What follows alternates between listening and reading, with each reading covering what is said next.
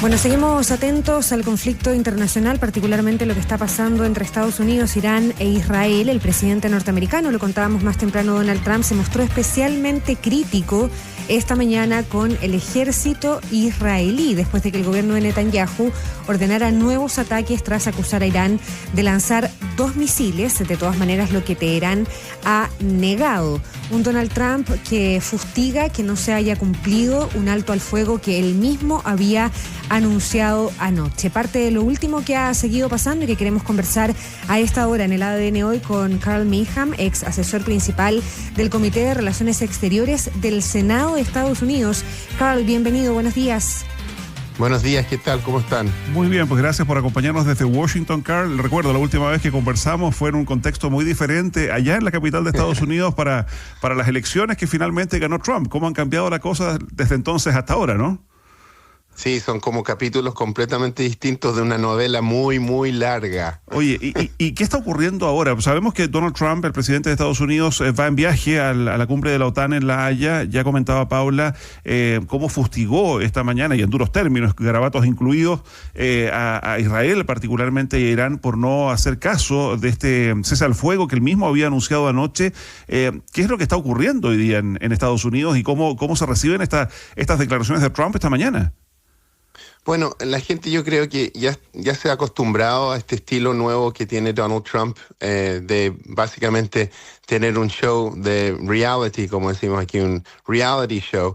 Todos los días es algo nuevo, ¿cierto? En cuanto a el ataque y en cuanto a la reacción de estadounidenses, creo que mucha gente estaba cómoda con lo que ocurrió. Creo que hay muchas preguntas en cuanto a si el Congreso supo, pero más que nada creo que la gente ve que el ataque quizás fue necesario, pero hay una necesidad de tener una estrategia. Y durante años Irán cruzó líneas rojas, rechazó diplomacia y las amenazas eran claras en cuanto a lo que había que enfrentar, pero aún hace falta una explicación clara del por qué y por qué fue exactamente ahora el momento apropiado para pegarle a Irán. Los estadounidenses y el mundo merecen saber si esto fue un acto aislado o el comienzo de una escalada larga y peligrosa, si esto va a ser el comienzo de una guerra.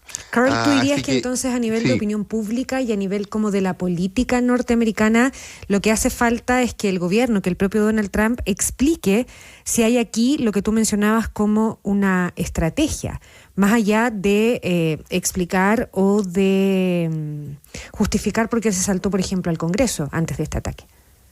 Por supuesto, nadie sabe todavía el por qué.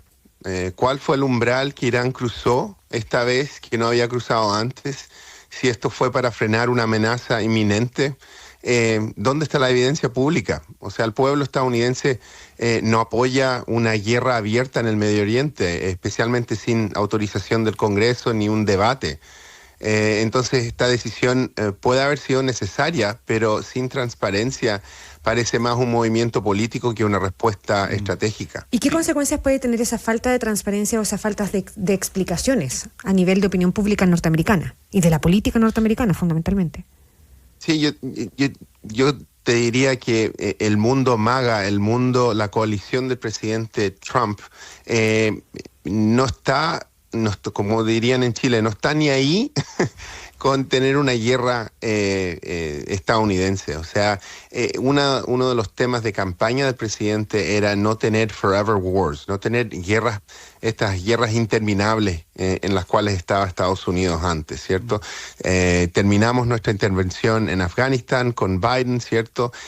Bajo muchas críticas de cómo ocurrió eso, pero Trump dijo y prometió que no iba a meterse en más conflictos bélicos por todo el mundo. Y esto, dentro de MAGA, es controversial, y con los demócratas es más controversial porque no se les incluyó en la decisión. Sí. Carl, te presentábamos porque tú trabajaste en algún momento como principal asesor del Comité de Relaciones Exteriores del Senado en Estados Unidos y presenciaba particularmente en las primeras reacciones en redes sociales a varios parlamentarios demócratas, pero también republicanos, dando cuenta que el ataque contra estos sitios nucleares donde se enriquecía uranio en Irán del fin de semana, ordenados por Donald Trump, eventualmente son ilegales. Hay un cuestionamiento a la falta de apoyo, a que esto ni siquiera se haya consultado con el Congreso. No se habla acá formalmente de una declaración de guerra, pero este solo ataque y esta sola coordinación está siendo cuestionada a nivel político. ¿Puede seguir avanzando eso, seguir creciendo eso, terminar cuestionando al presidente Trump? Incluso hay quienes hablan de un impeachment, de una acusación ya a nivel del Congreso del presidente de los Estados Unidos por todo lo que está haciendo. Mira, es improbable que vaya a haber un impeachment porque los ataques son partidarios.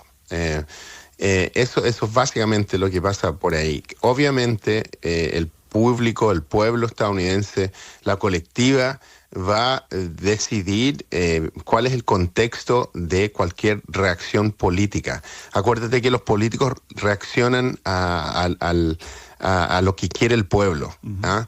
Y por ahora el pueblo estadounidense mira el ataque, las bombas, como algo positivo en cuanto a una respuesta, porque por generaciones de presidentes, por presidente, desde Clinton, hemos puesto esta línea roja famosa diciendo que Irán no puede conseguir un arma nuclear, ¿cierto?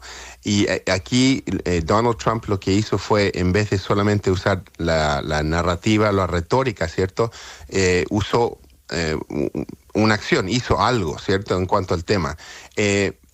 Tenemos que ver cómo reaccionan estadounidenses a lo que viene después, eso sí, porque estamos hablando aquí de represalias bien grandes que podrían ocurrir. Si quieres te puedo dar un par de ¿cómo se llama? De escenarios ahí, pero es bien serio. Vimos un poco de eso ayer con el ataque a una base estadounidense en Qatar.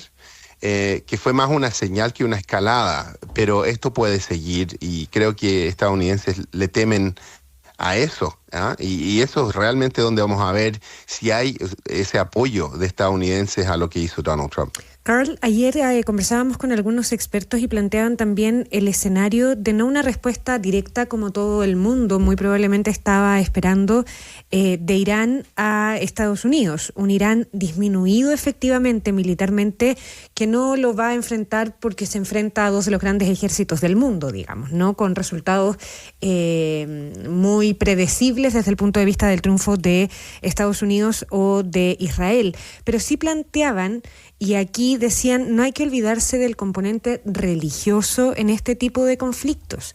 Los guardianes del Islam hablaban ayer y decían algunos expertos incluso la posibilidad de que se abra una nueva yihad y que la respuesta de Irán contra Estados Unidos e Israel vaya más bien desde ese lado, ¿no? Desde el lado del terrorismo como mecanismo para enfrentar a esas dos grandes potencias. Sí, mira, Irán tiene un abanico amplio de respuesta. Desde lo convencional hasta lo asimétrico, podría seguir atacando bases estadounidenses en la región. Ya lo hizo en Qatar, pero podría seguir en Irak, Siria o Bahrein, usando misiles o milicias aliadas que tienen. También puede recurrir a un ciberataque contra infraestructura crítica, o lanzar sabotajes marítimos en el Golfo. El extremo más grave, eso sí, es la posibilidad de activar redes clandestinas en Europa o en Estados Unidos, y no hay pruebas concretas de células dormidas en Estados Unidos, pero sería un error descartarlo. Irán ya ha atentado fuera de sus territorios, ya ha hecho esto antes, y una acción dentro de Estados Unidos sería un cambio radical, pero no imposible si perciben una amenaza existencial. Carl, ¿cómo leemos o qué diagnóstico se hace qué análisis hacemos del último capítulo de este conflicto desde el punto de vista político, que es el que protagoniza Donald Trump, anunciando ayer un alto al fuego que tempranamente anoche es desmentido por las autoridades de Irán y que hoy día obliga al presidente norteamericano, en buen chileno, tal como decías tú, a tirarle las orejas a Israel e Irán por no haberlo respetado, con garabato mediante, diciéndoles que ya no tienen idea de lo que están haciendo en medio de la crisis. Sí, mira, en el corto plazo creo que va a haber tensión contenido, no va a haber paz. Irán y Estados Unidos van a medir cuidadosamente sus próximos pasos. Creo que habrán amenazas, declaraciones agresivas y quizás más ataques limitados, pero ambos van a evitar, creo, una guerra directa. No es popular en Estados Unidos y creo que Irán está súper débil ahora. Israel se encargó de mucho internamente y bueno, los bombardazos de Estados Unidos también fue algo grande. Y Israel seguirá operando con un margen propio que podría complicar la contención porque están en la región, y te diría a mediano plazo el escenario dependerá de dos factores. La efectividad del ataque estadounidense y si Irán decide reconstruir o acelerar su programa nuclear. Al final del día tenemos que enfocarnos, o el rol de Estados Unidos, si es claro, va a ser en enfocarnos a no permitir el desarrollo de esta arma nuclear, y no hemos tenido inspecciones internacionales y no tenemos una clara idea si se destruyó todo el uranio, como decimos acá. Claro. El daño fue limitado, pero la presión va a aumentar si Irán sigue pegándole, ponte tú, a Israel, y si hay algún tipo de represalia, como explicamos aquí en Europa o en Estados Unidos. Yeah. Carl, en el día a día y para el ciudadano común y corriente, esto ha generado cambios, porque quienes hemos tenido la posibilidad de viajar recientemente a Estados Unidos, yo fui, como decíamos, en noviembre por ADN en la cobertura de la elección presidencial, y ya noté un cambio. Fui ahora en mayo por razones familiares y ya noté un cambio en el control migratorio, digamos. En los aeropuertos hay un control que me pareció en lo personal mucho más estricto, producto de las políticas que ha aplicado Donald Trump ahí en las fronteras. Mucho más preguntas al momento de ingresar, revisión de las visas y de todos los papeles, pero a propósito de lo último que ha ocurrido, particularmente de este ataque estadounidense contra estos sitios nucleares iraníes, ¿hay algún cambio perceptible en la calle, en la seguridad? En cuanto a como estabas explicando tú, Mauricio, en cuanto a los viajes, creo que el Departamento de Estado sacó un aviso para ciudadanos que están viajando por todo el mundo, ¿cierto? De tener algún tipo de cuidado, ¿cierto? En por donde viajan. Hay ciertos países, hay una lista de países que recomiendan no ir. Pero en cuanto a lo que está pasando aquí en Estados Unidos, en el diario vivir, mira, ya nos hemos como acostumbrado a este nuevo orden de Donald Trump y lo que dice y cómo se relaciona con el gobierno y la manera en que todos los días hay algo nuevo, ¿cierto?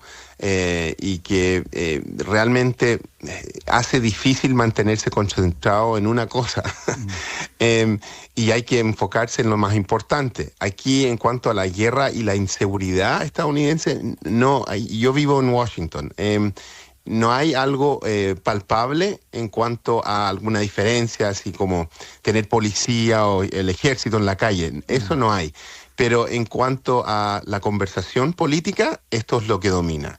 Y lo que viene después de esto y lo que, o si vamos a entrar en una guerra completa o no, es una conversación que todo el mundo está teniendo. Bueno, y la evaluación de Donald Trump a nivel de lo que partíamos conversando, de opinión pública y de política norteamericana, va a estar estrechamente ligada a los resultados de su estrategia en Medio Oriente, digamos, ¿no?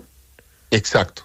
O sea, mucha ineludiblemente, gente piensa, porque puede terminar, en una guerra no hay a nadie que le vaya bien, digamos, pero puede terminar yéndole bien a Trump. Esto puede ser lo que define todo. No era el tema migratorio o no era la economía, que son los temas que en general, la economía es el tema que casi siempre define cómo la gente ve al presidente, ¿no? Sí, y tenemos las elecciones que vienen de medio término el próximo año. esto probablemente va a ser un tema central, pero no sabemos lo que va a pasar en los próximos 3 meses. Sí. Pero ese escenario también es posible, digamos. Sí, y que entre como un factor, y que hay algunos incluso que han hablado de, dependiendo de los resultados, puede terminar convertido, a lo mejor es muy temprano para hacerlo, ¿no? Pero en uno de los legados de este segundo mandato de Trump.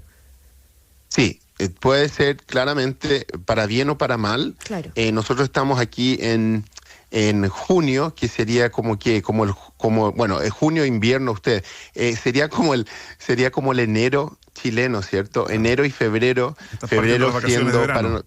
Exacto, que estamos terminando el año, se terminó el año escolar, se va a terminar el año en el Congreso más o menos a fines de julio, comienzo de agosto, y después en septiembre empieza el trabajo de nuevo. Entre ahora y septiembre creo que se va a definir mucho en cuanto a lo que la gente piensa de la guerra. Empezamos en septiembre, quizás van a haber revueltas aquí, protestas, quizás van a haber protestas en las universidades, así que todavía el tenor de lo que está pasando está por definirse. Uh-huh. Carl, en el tiempo que trabajaste como asesor principal ahí del Comité de Relaciones Exteriores del Senado de Estados Unidos, ¿cuánto pesan las declaraciones de los otros mandatarios respecto de estos temas? Particularmente acá en Chile, evidentemente, hay algunos muy preocupados de las declaraciones del presidente Boric, de la condena que hizo el día sábado a estos ataques estadounidenses. Él habla de principios, pero hay quienes dicen que esto pone en juego las relaciones de Chile con los Estados Unidos. ¿Opiniones de esta naturaleza de verdad pesan en la política interna norteamericana? ¿Es algo a lo que se atienda? ¿Que pueda haber algún efecto en las visas o en el comercio? Mira, para Donald Trump, la realidad es que la lealtad es lo más importante. Y las amistades ideológicas son una clave en cuanto a eso. Y después están las relaciones transaccionales. Que Estados Unidos ahora está entrando en una fase posible de guerra. Él va a medir muy claramente quién está con él y quién no está. Y eso se va a ver reflejado en qué tipo de relación se tiene en cuanto a temas comerciales, en cuanto a otro tipo de temas. A mí no me sorprendería si Estados Unidos ahora usara este tema y la actitud de países en cuanto a este tema, en cuanto a los temas arancelarios. No me sorprendería para nada. Para Donald Trump es muy claro que él está usando lo que él necesita para ser exitoso. Y para él ese éxito es número uno. Está el Make America Great Again movimiento de él, pero también está el éxito que él ve como presidente, siendo para él el tema central. Entonces, si hay gente en el mundo chileno político chileno diciendo ciertas cosas y creo que se va a escuchar a distintos niveles. Obviamente va a ser el embajador estadounidense en Chile el que va a ser la primera revisión, ¿cierto? Después de esto son congresistas en Estados Unidos que escuchan a distintos presidentes, pero sí están midiendo lo que dicen afuera y lo van a usar. O sea, podría tener efectos. Sí. Ya, pues, Carl Meacham, de nuevo, muchísimas gracias por este contacto, por tu análisis, por la opinión desde Washington, en Estados Unidos, en estos días tan convulsionados por de pronto, ¿no? Gracias, Carl. Gracias a ustedes. Buen día. Sí. Bueno.